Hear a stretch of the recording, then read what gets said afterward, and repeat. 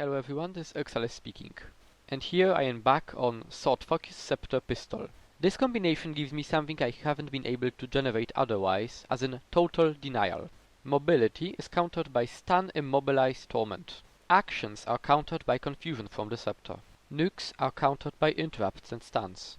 High toughness is countered by condition damage, and if enemy doesn't do anything and stand in one place, the power damage will be able to rip them apart. In short, combination of Sinister, Sword Focus Scepter Pistol is an experiment of total counter. A mesmer able to counter everything, but not the best in anything. In short, my type of build. This fight is one of my earlier experiments. My opponent is a competent Celestial Survival Elementalist. Please note the use of an ice bow and the fact I can't stun break it. The build used in this fight is basically a Phantasm Bleed Stacker. This fight is very interesting because enemy elementalist didn't really stand a chance. Observe how he plays, he didn't do anything wrong. The fact I've got phantasms forced him to alternate between earth for reflection and water for cleansing conditions. To win, he would have to pressure me very hard. But he simply can't because the phantasms deal too much damage. He has a good idea, he needs to kill the phantasms, but I spam them. And every time he does an AoE, I enter it to apply torment. So I have done something I thought to be impossible. I have out-attritioned a Celestial Elementalist. In short, Phantasm track the target, conditions needs cleansing, and as much as Elementalist has a lot of small healing sources, I have a lot of small damage sources. An unusual fight, I have never seen anything like this before. Here, the fight with the Necromancer is the polar opposite of the fight with the Elementalist. The fight takes place in ruins, and ruins are a spot where there is not a lot of place to move. On top of that, Necromancer is not pressured by my pitiful damage. This means the first moment I will make a mistake, he will be able to exploit it. At one point I am bound to run out of crowd control skills. So this is the fight which shows the weakness of this build, in particular, heavy soft crowd control skills, and well, heavy crowd control skills, especially combined with ability not to get pressured by my damage. If you can deal 10,000 damage and take away my mobility, then yeah, I'm dead.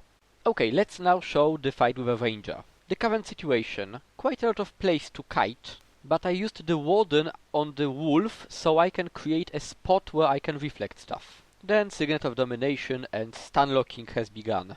I am not an expert on the ranger, so I don't know how did he manage to drop all the conditions twice in the short time, but as I am Sinister, not rabid, it doesn't matter much. Once again the ranger tries to kite, and once again I can use reflections against him. When I fought the Necromancer was in control.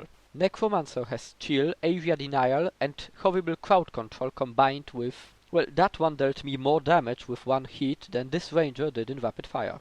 The reason why I am able to win this fight and lost the previous one was that this time I was pressuring the ranger. The Necro simply ignored me.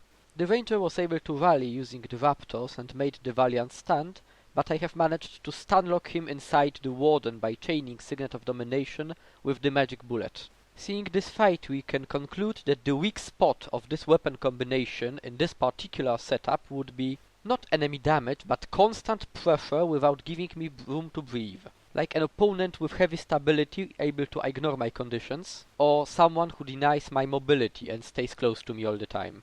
Please note that neither of those two cases means thieves.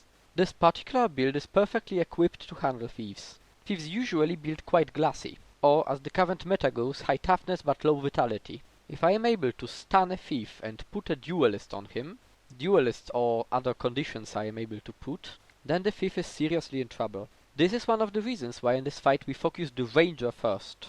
Not only we can actually kill a ranger in his down state, unlike a thief, but ranger cannot be left alone. Thief can be kited and we can apply torment to him.